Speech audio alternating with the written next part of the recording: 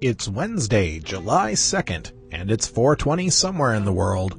I'm your host, Radical Russ Belville. Produced and distributed by the National Organization for the Reform of Marijuana Laws in Washington, D.C., this is your NORML Daily Audio Stash, the growing truth about cannabis.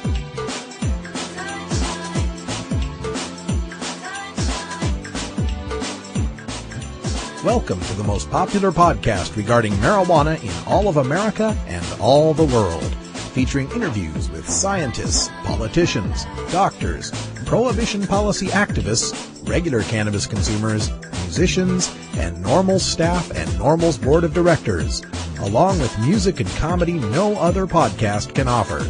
You can always find out more about our show at our website, stash.norml.org, and continue the education and conversation on our blog as well. We're ending marijuana prohibition with education, one listener at a time.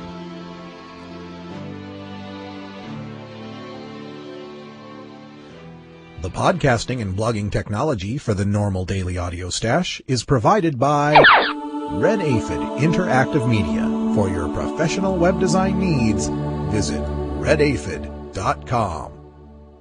Hey Stashers, welcome to the middle of the week. Glad to have you here. Hope you're enjoying the middle of the year. That's right, July 2nd is exactly the middle of our year, so happy mid-year, I guess.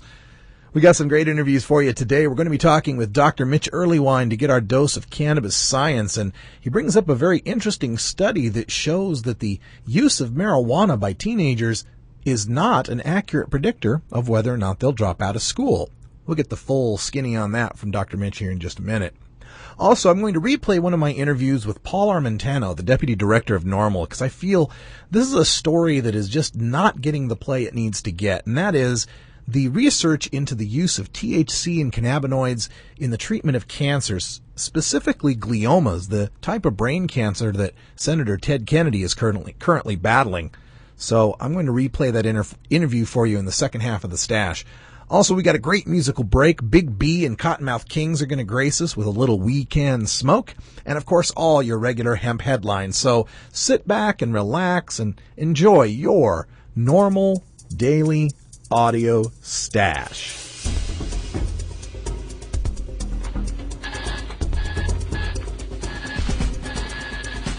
Now it's time to take a look at the latest stories about marijuana from news organizations across America and around the world in our NORML Daily Audio Stash, Hemp Headlines.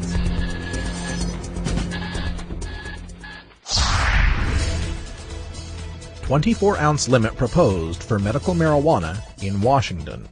From the Seattle Times. Patients authorized to possess or grow marijuana for medical reasons under Washington law would be limited to 24 ounces of harvested marijuana, plus 6 mature plants and 18 immature plants, according to an official draft rule filed by the State Department of Health today. The filing of the draft rule starts a rulemaking process and a public comment period. A hearing has been scheduled for August 25th in Tumwater in Thurston County. The draft reduces amounts earlier considered by the Health Department and revealed in a talking points memo used to brief Governor Christine Gregoire in February.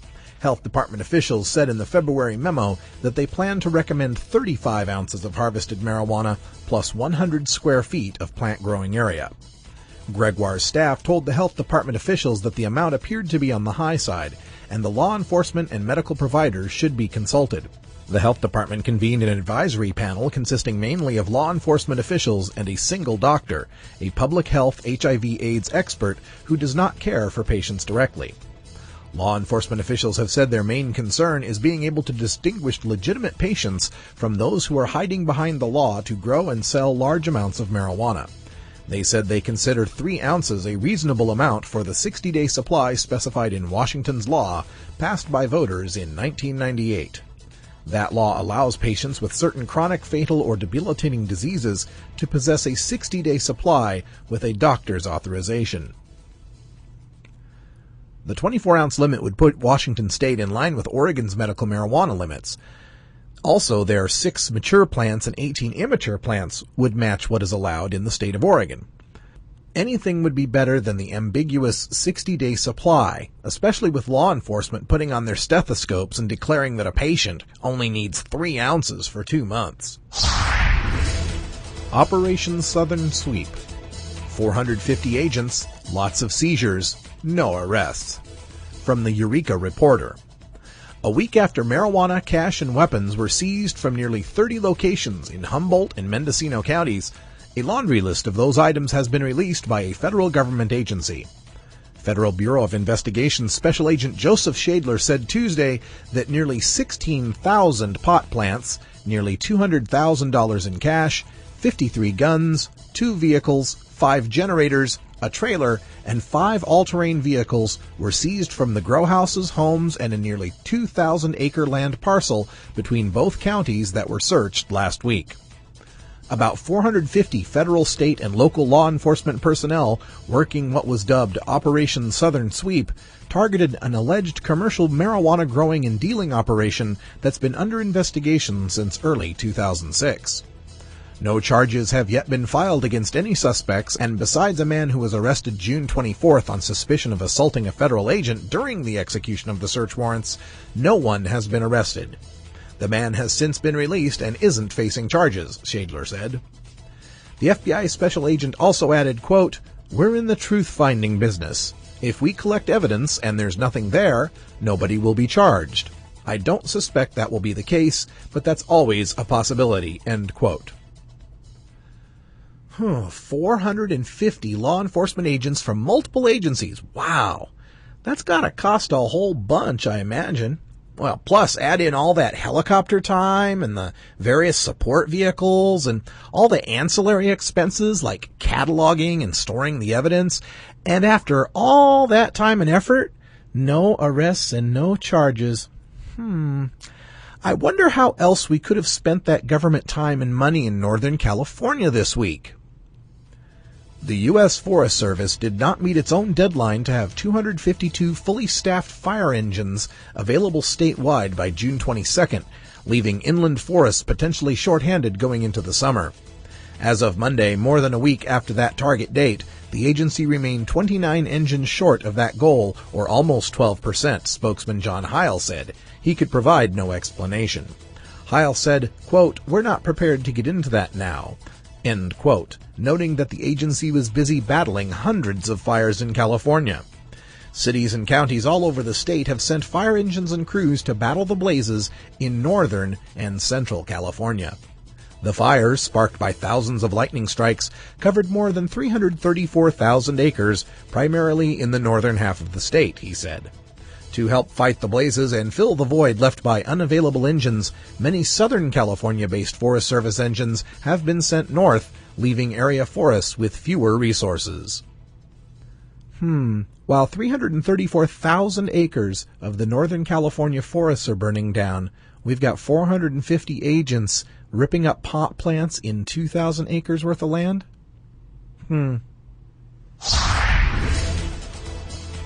Illinois man sentenced for stealing Pomeranian puppy, forcing it to inhale marijuana smoke. From the Chicago Tribune. A Plainfield man who stole a $1,500 Pomeranian puppy and blew smoke into its face until it passed out was sentenced Wednesday to 60 days in the DuPage County Jail. Judge John Kinsella told Emmanuel Lopez, age 19, quote, "The bottom rung of humanity abuses animals for their amusement. Anyone who abused animals for their own amusement has a problem," end quote. Lopez pleaded guilty in May to stealing the puppy on March 21st from a Petland store in Naperville. The dog was returned to the store 3 days later and has since been adopted. Naperville Police Detective Richard Arsenault testified Wednesday that after stealing the dog, Lopez and some friends drove around the area, quote, "blowing marijuana smoke into the dog's face until it passed out," end quote. Okay, let's get something straight. You do not force your animals to get stoned, period. It is animal abuse, it is unnecessary, and it is cruel. Now, there may be no real physical harm to the animal, since cannabis smoke is non-toxic, But it's unnatural for an animal to breathe any sort of smoke, and intoxicating their primitive brains probably stresses them out. It's like puppy torture. Besides, puppies are entertaining enough as it is, especially if you're stoned. On the other hand, I'd like to ask Judge Kinsella if he ever enjoys the entertainment value of the racetrack, the rodeo, or the circus.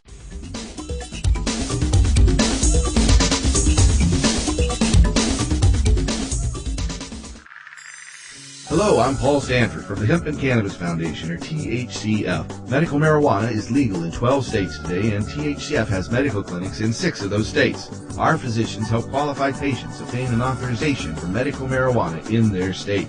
Patients are eligible for medical marijuana with a history of either severe chronic pain and or nausea, cancer, AIDS or HIV, hepatitis, glaucoma, seizure disorders like epilepsy, chronic muscle spasms as in multiple sclerosis or asthma, neurodegenerative diseases such as Alzheimer's, and gastrointestinal disorders like IBS or Crohn's disease. If you or someone you know has one of these conditions, our doctors will help them obtain a permit for medical marijuana. THCF Medical Clinics has offices in Washington State, Oregon, Colorado, Nevada, Hawaii, and California. Call 1-800-723-0188 or go to the web at www.hemp.org or 1-800-723-0188. Well, we're at the middle of the week, and that means it's time for some cannabis science with Dr. Mitch Earlywine, who's an associate professor of psychology at the State University of New York at Albany. Dr. Earlywine, welcome back. Thanks so much. You had sent me a great paper here that I thought we ought to talk about. A lot of the problems that people will have with marijuana have to do with a lot of the notions of how it affects teenagers and how the dreaded weed is going to cause amotivational syndromes and schizophrenia, and we've talked about those things in the past. I thought this latest paper was interesting, though, in how it looks at the correlation, or I guess I should say lack of, between marijuana use and high school dropout. Explain what that paper was telling us. Sure thing. I think nobody'd be too surprised to learn that, some heavy using teens do drop out of high school. But once you take into account a bunch of other variables that make a whole lot of more sense than marijuana, you find out that the link between marijuana and high school dropout really isn't significant anymore. What I like particularly about this paper is one of the authors is somebody who I actually debated against at USC 3 years ago about the legalization issue, and she is clearly not somebody who wants to see teen use increase, and isn't somebody who's going to come out with a paper that says marijuana doesn't cause high school dropout unless it really looks like it doesn't. And so, this is not like Ed Rosenthal and I wrote this paper or anything like that. These are people who are generally on the side of prohibition. And yet when they take a close look at their data, and this is literally thousands of students who filled out questionnaires about their marijuana use throughout junior high and then into high school, we find that, yes, at first glance it looks like the marijuana users are more likely to drop out, but once you take into account some other things, particularly relationships with peers, relationships with parents, and then oddly enough cigarette smoking, suddenly that relationship disappears. Now, usually when you talk to folks about this, they say something like, marijuana is going to impair your intellectual performance, and that's what makes you do badly in school, and then you end up having to drop out. But in fact, a couple of papers that are cited here, including one by my friend Michael Newcomb at UCLA, shows that, in fact, these are often the students who were doing poorly in school before they used marijuana, often as early as 4th grade. These were the students who weren't connected to school or were doing poorly long before marijuana came into the picture. And what's curious as well is just cigarette smoking, it's not something that people usually look at in these kinds of studies. And so I don't think that, cigarettes suddenly impair your brain and make you bad at school. I think they're just a correlate of a whole bunch of things about attitudes and health and things along those lines that tend to lead to among other things, dropping out of high school. I think you got a really good point there too, talking about the authors of this study not exactly being supportive of our side here. It reminds me a bit of Donald Tashkin's work at UCLA, where he was trying to find, the proof that marijuana caused lung cancer and actually found quite the opposite. And in fact, for 30 years he searched. Yeah. He didn't just try it once. The guy really dug around.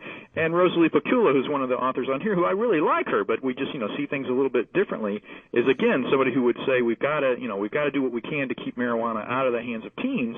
And in fact, that's what NORML's really all about: is let's keep marijuana out of the hands of folks who shouldn't be using it by taxing and regulating it rather than leaving that to the underground market. That's right. Take control over drugs like we take control over liquor and have it in liquor stores and such. And kids have a real hard time getting a hold of Jack Daniels. They don't have the ID.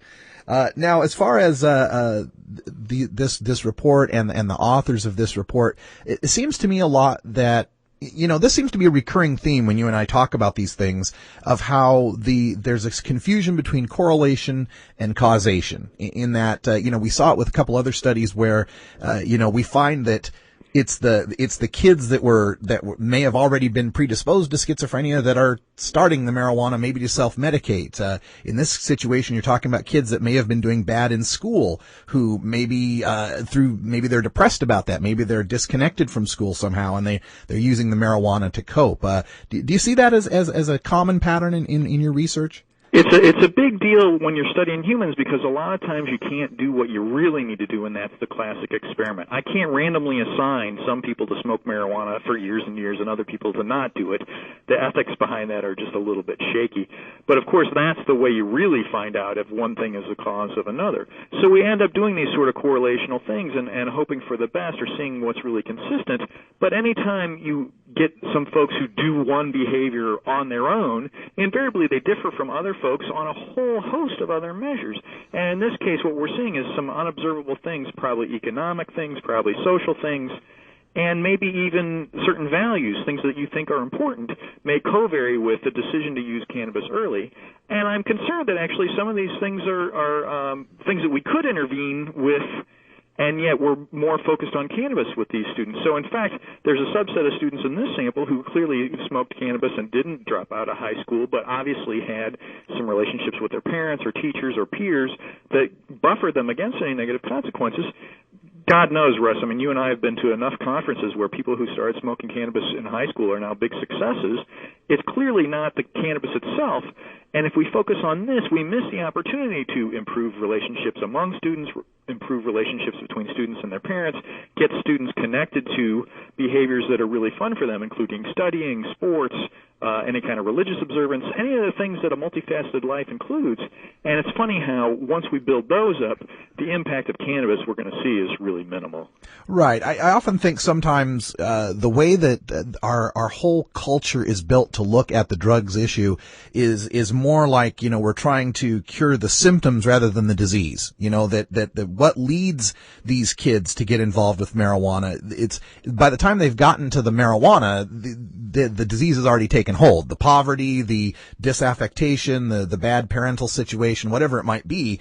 And I think you make a great point there that by focusing on the marijuana itself as the bad cause, we blind ourselves to all the other possible causes out there. It's funny because I do feel like that focus may be an easy one to make because it seems like this is an easier place to intervene. But actually, I think a lot of students would be much more interested in, let's talk about how to make good friends, than let's keep off the drugs. Let's talk about how to talk to your parents and get them to have a nice relationship with you, instead of let's talk about staying away from the evil weed. Yeah, and we see so many of our policies too, especially when we're talking about our school-age children here, that it's almost as if someone was trying to design a way to get kids to be on drugs. I'm thinking particularly like the drug testing regimes that say, if you want to be in extracurricular activities, you have to take this drug test, when we've seen that being in extracurricular activities is a big way to keep kids off of the drugs. Well, and the idea that you'd eliminate that buffer for the folks who need it the most is just extremely misguided. These data were gathered in South Dakota, so it's not a state that actually does a lot of that, and some of this is a more rural area, and that, in fact, can be a real big issue for rural students where there isn't a lot of the stereotypical fun things to do, and I feel like that time would be best spent, getting these folks involved in neat activities, be it the arts, the sciences, sports, anything along those lines, instead of just berating them about using recreational drugs.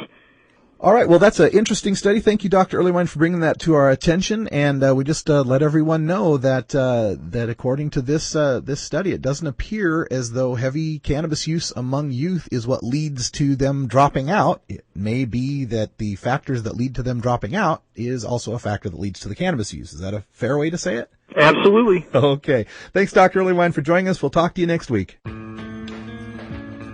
I'm Alan St. Pierre, Executive Director of NORML. Have you heard about the new super pot that's supposedly 20 times more potent than your father's Woodstock weed? Don't believe the hype. Marijuana's THC potency has always varied, even in the 60s and 70s. And the drug czar's numbers are full of, well, exaggerations. While no intoxicant is harmless, cannabis is non-toxic and far safer than alcohol.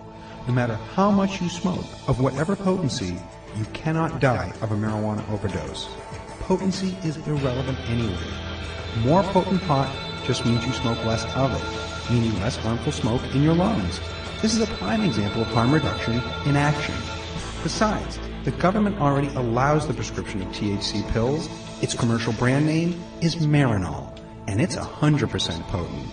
Meanwhile, the federal government won't allow dying people to use natural marijuana, no matter what the potency. Does this make sense to you? Learn the facts about pot. Visit NORML.org today.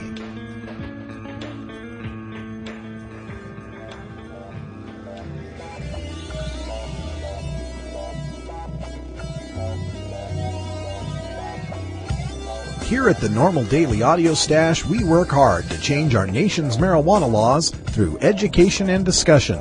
But we also take time to relax and unwind with an eclectic mix of pod-safe music from many independent artists. We look for music that speaks to the growing truth about cannabis, or music that speaks to broader themes of freedom, liberty, social justice, equality, and protest.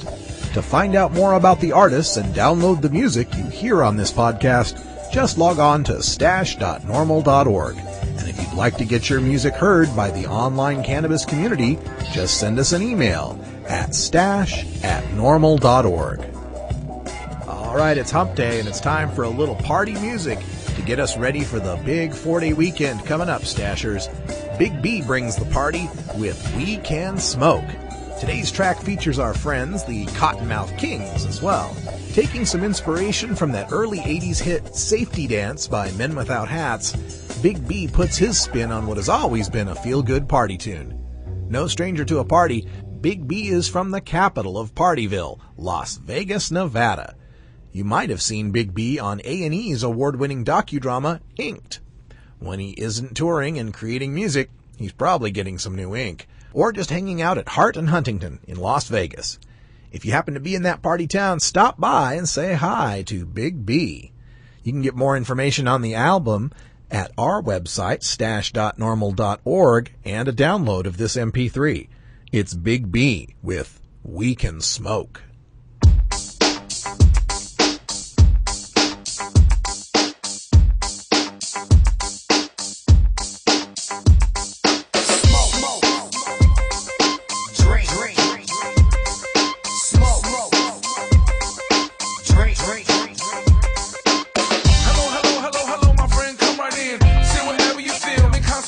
So make yourself at home and go ahead and chill. There's nothing better than kicking it with some good friends, relaxing and partying. Yo, turn it up, that's a sweet jam. Sometimes you gotta relax your mind, take advantage of a little free time, cause tomorrow it's right back to the daily grind. You need to enjoy it because they're far and few. Be glad you got good friends surrounding you. They say happiness is priceless, now I know it's true.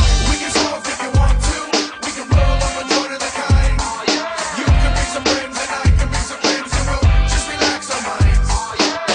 We can drink if you want to, we can break out a bottle of wine. You can bring some friends and I can bring some friends and we'll just pass the time. Smoke, drink, smoke, drink. Well, it's going down once again, J. Rick or Big B. Sip a little vino, smoking lots of weed. Album number 3, if you better believe. Mr. Mahoney's more than friends, he's like family to me. And we proceed to creep these Vegas streets. No shirt, flip-flop, socks up to my knees. Nicky short, sag low, followed by some smoke. Talk hand in my hand on the way to the show because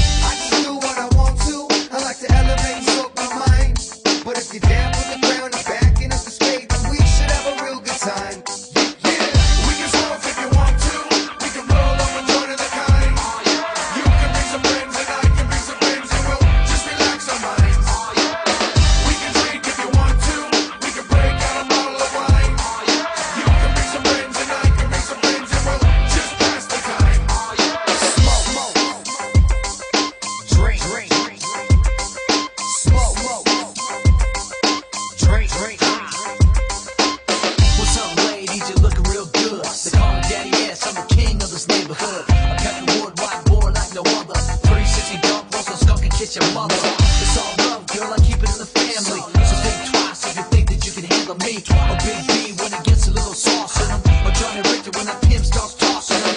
Buttons up, party people, now it's party time. You're gonna drink and smoke and dance, just relax and mind. And do the nasty, who's down to procreate? Just a call when your period's a little late. We can smoke if you want to. We can roll up a joint of the kind. You can bring some friends and I can bring some friends and we'll just relax our minds.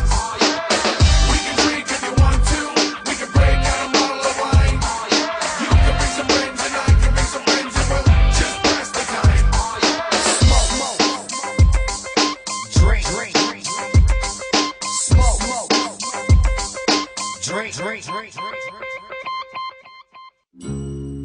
Georgia. Hi, this is Willie Nelson, and I need your help.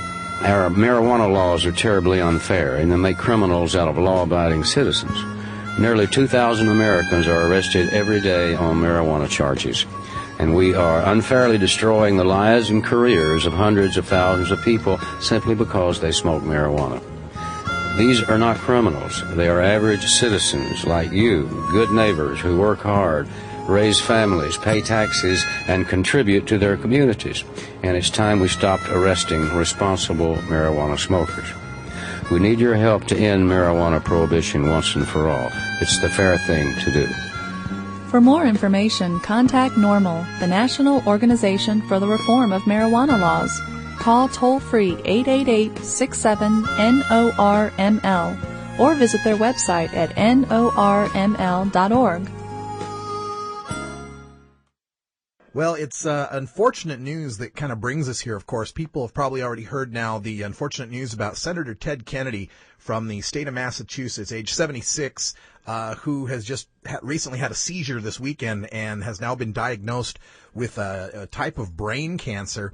And Paul brought this up on the NORML blog, and I thought it deserved some attention here about the possibility of the use of cannabis and cannabinoids in the treatment of these types of brain cancer. So Paul, let's talk about that a little bit. First of all, what is this type of brain cancer that Senator Kennedy has?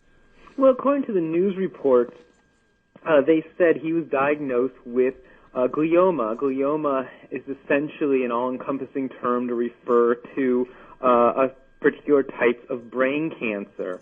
You know, the short of this is it's really quite tragic.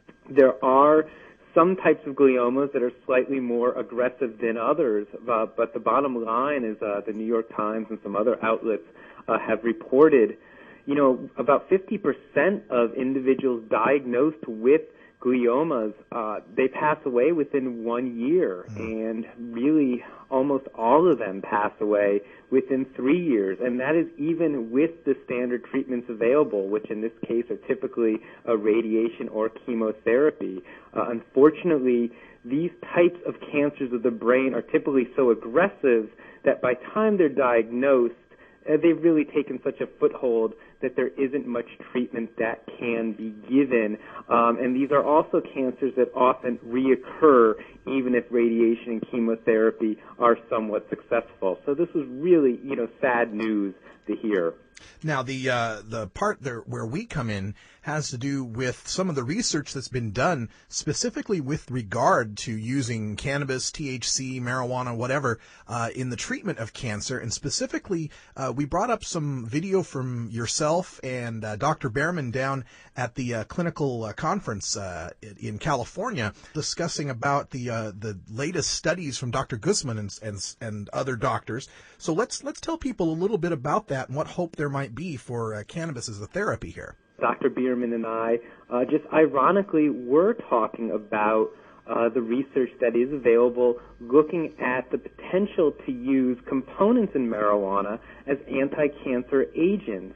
For about 35 years or so, believe it or not, there have been investigators that have been testing whether the administration of certain constituents in marijuana, specifically THC, but CBD as well, could actually halt the progression of certain malignant cancerous tumors. And it would probably surprise, you know, many people listening to know that as far back as a study that was published in 1975 that was actually conducted in Virginia found 34, 35 years ago, that when you administer doses of cannabinoids in lab rats that suffer from different types of malignant tumors, in this case lung tumors were being tested, you actually see that the rats that have been treated, the tumors do not spread the way they do in animals that aren't treated, and you see an increase in survival in these animals. This was known and acknowledged, as I said, 34, 35 years ago. Unfortunately, almost since the publication of that study, there has been no follow-up work done in the United States to look at whether cannabis or cannabinoids can be a potential anti-cancer agent. Fortunately, there have been researchers, predominantly researchers in Israel, Spain, and Italy, who really over the last decade have published now several dozen papers looking at treating cancers with compounds in marijuana. In particular, they have looked at these brain cancers, these gliomas, and they have found really two remarkable things happen when cannabinoids are administered to animals suffering from glioma. Either A, the cannabinoids seem to target the malignant cells and kill those cells while leaving the surrounding cells healthy, and they also see that cannabinoids tend to cut off the blood supply to these tumors so that they cannot proliferate the way they would otherwise. Two really amazing results. It's just unfortunate that this research is taking place overseas and not taking place in this country. And that's pretty much the magic bullet of cancer research, because the treatments now, of course, are, sure, we'll kill the cancer cells and we'll kill damn near every other cell in your body while we're doing it. So the idea that we could target those cells themselves and leave the rest of the cells healthy, that sounds like such an incredible breakthrough. So is it fair to say that the United States government, at the very least, is ignoring this research, or are they actively trying to suppress this type of research and understanding? Well, you'd have to ask them. I mean, certainly they've ignored their own research going on 3 decades now. And it's, as I said, it's been up to scientists in other parts of the world to pick up where these American researchers left off in 1974 and 1975. Most interesting to me is that there was a pilot study published in 2006 where they actually injected THC into the cancerous tumors in the brain of 9 human subjects who were suffering from glioblastoma. And what they found was that in 2 of those subjects, they experienced a reduction in the proliferation of these cancerous tumors in the brain. To my knowledge, that is the only human trial that is available that has actually assessed whether the use of cannabinoids can reduce human brain cancers in patients. And I certainly would like to see some follow-up work done in this area. Well, it certainly is some amazing, amazing scientific news to find this out, and we want to stress to everyone that nobody's here trying to claim that marijuana is the snake oil cure-all for everything, but certainly this type of research shows that there is promise in the use of cannabis and cannabis therapies for the treatment of some of these cancers. It really deserves more legitimate research, and we've got to end adult marijuana prohibition so that we can get these solutions out to the people that desperately need them. It shouldn't take a senator, unfortunately, being stricken with this for us to raise the issue, but if that's what it takes, then that's what it takes. It's something we need to make a change here in our policy. Sure, and I want to be clear here to people listening. None of these studies, and you can now read about a litany of them if you go to NORML's front page and look at the blog in the upcoming days, or if you go to my booklet, Emerging Clinical Applications for Cannabis. None of these studies have assessed whether an individual smoking marijuana will see a reduction in the proliferation of cancer. These are all either preclinical trials that dealt with lab animals, or as I said, there is one human clinical trial, but in all of these cases, the cannabinoids were actually administered straight to the tumor. There was no inhalation taking place.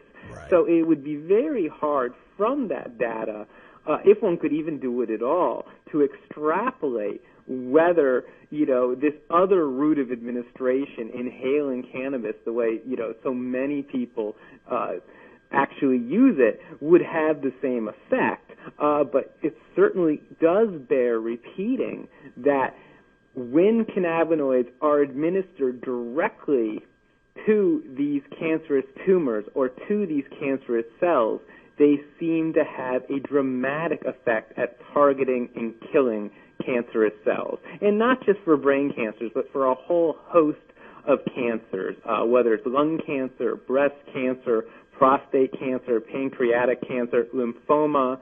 There's really quite a long list. I just can't help but think that had they discovered in 1975 some previously unknown plant that had these sort of effects, they'd have funded this research to the hilt and we'd have cured cancer by now. But because it's called marijuana, nobody can get their minds past the reefer madness lies, and we continue to be prohibited from doing legitimate research. It's just such a shame. It really is, particularly when we see some of the progress that Manuel Guzman, a researcher in this area from Spain, and his research team has made literally just in the past 4 or 5 years. To think that, quite frankly, for the last 35 years, scientists could have been doing research in this area, but weren't and did not, simply because the drug in question was a component of marijuana. It's really a shame we have to sit here and play what if, and it's certainly far more of a shame. It's tragic that for the families over the years that have lost loved ones to this terrible disease, that they also have to ask what if. It is a shame, but we'll keep fighting. We're going to hope for the best for Senator Kennedy and anyone else out there suffering from all these different forms of cancer. And here at NORML, we'll continue to fight to end adult marijuana prohibition so the research can continue and maybe save some lives. Paul Armentano is the Deputy Director of NORML and the author of the Clinical Applications for Cannabis pamphlet that you can get online at norml.org to answer all your questions about the research. Paul, thanks for joining us again. Thank you, Russ. Thank you for downloading the NORML Daily Audio Stash, the growing truth about cannabis. We are produced by the National Organization for the Reform of Marijuana Laws in Washington, D.C. Our executive producer is Alan St. Pierre. Our deputy director is Paul Armentano. Our webmaster is Brian Judy. And web production is provided by Red Aphid Interactive Media. As always, you can catch up on the latest information about marijuana at www.norml.org. And you can interact and download from our Audio Stash blog at stash.norml.org.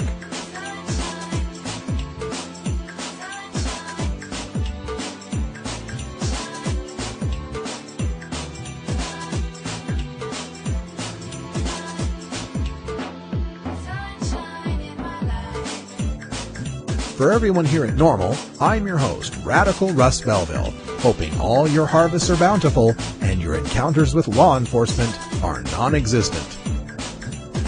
We leave you today with a political cannabis quote from Kinky Friedman, the former gubernatorial candidate in Texas, who said, quote, "I agree with U.S. Senator John McCain that we've lost the drug war. Drugs are more available, they're cheaper. It's clear to me, if you've lost the war on drugs, then you've got to go some other direction. Marijuana is a very different situation. It's not like crack and other drugs that create violence." End quote. Well, Mr. Friedman, I don't know if John McCain still thinks that way. It's hard to tell where he stands on a lot of issues sometimes. But I'm glad to hear it coming from you. That's right, we've lost the war on drugs. It was not a war meant to be won anyway. It was a war meant to be waged. It's time to end adult marijuana prohibition and replace it with a system of regulation and control where responsible adults can use marijuana much like their alcohol-using counterparts, but we can keep it away from the children. I'm Radical Russ. Thanks for tuning in to the Daily Audio Stash. We'll be back tomorrow with more news and interviews you can use. And until next time, take care of each other, tokers.